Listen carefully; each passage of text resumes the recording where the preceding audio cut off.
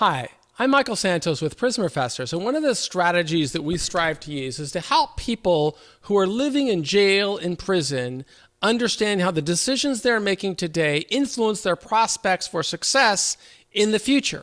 The statistics are really quite clear.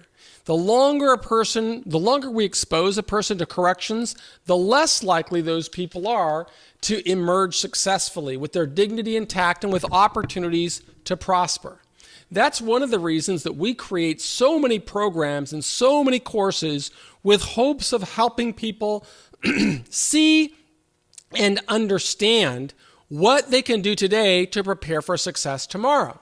And one of the courses that we created is called the Straight A Guide.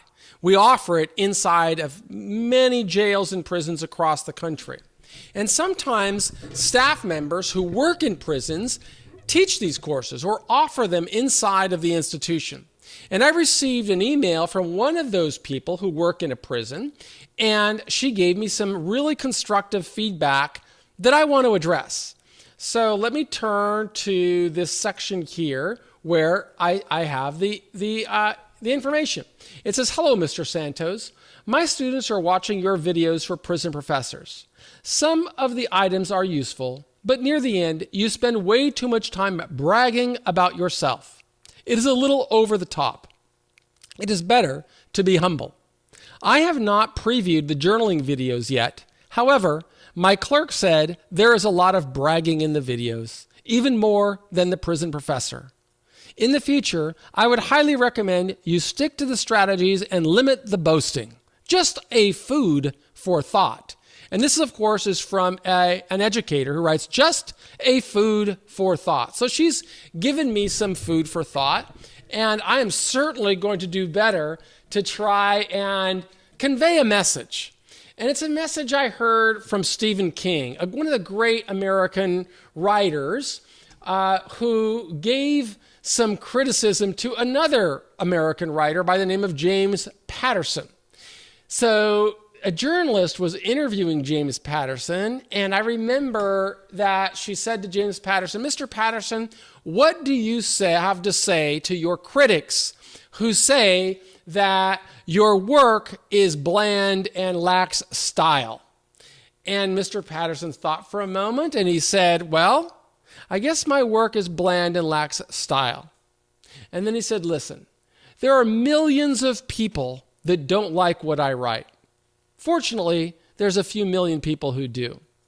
And I think that's the message that I would give to the people who would say, my work is filled with boasting. You see, the reality that I experienced after going through 9,500 days in prison is that I was around a lot of people that didn't see the value or appreciate the importance of how their decisions today relate to what they can become in the days, weeks, months, years, and decades ahead.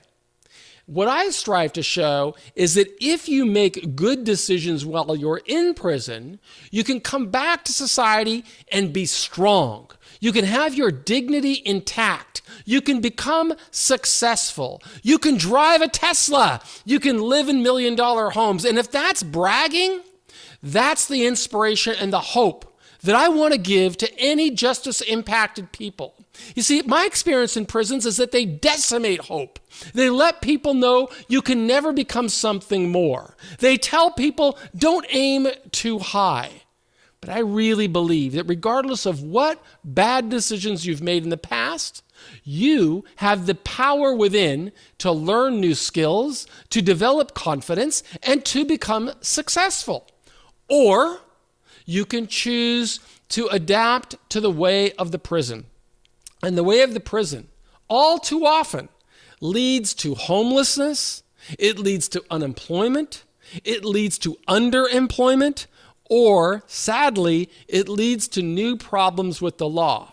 But if a person can focus on developing math skills, develop writing skills, develop speaking skills, develop critical thinking skills, develop a strong self-directed work ethic, that person can overcome anything. In fact, it's Henry Ford, and I wrote about Henry Ford many times in the work. is that he said that there are two types of people in the world: those who say they can and those who say they can't. And Henry Ford said that both of them are right. My job, as somebody who did 9,500 days in prison, is never to be a model inmate, but rather to inspire people who are living in challenging times, people who are living in struggle, people who may have not appreciated the importance of education at earlier stages of their life, to make a shift, to make a change, to learn how to communicate better, to learn how to create opportunities out of nothing. Because the sad reality is that when a person comes back to prison, they're not going to find a friendly job market. They need to create opportunities themselves. And that's what we strive to teach at Prison Professors. And I hope that you can find the sincerity in that message rather than seeing boasting. In any event, I want to thank you all for being a member of our community. If you're watching this on YouTube, make sure that you subscribe. If you're listening on iTunes, make sure that you subscribe. But if you are in a jail or a prison, I believe in you. And I know you can become anything you want to become. I am Michael Santos, and I want to thank you for being a part of our community.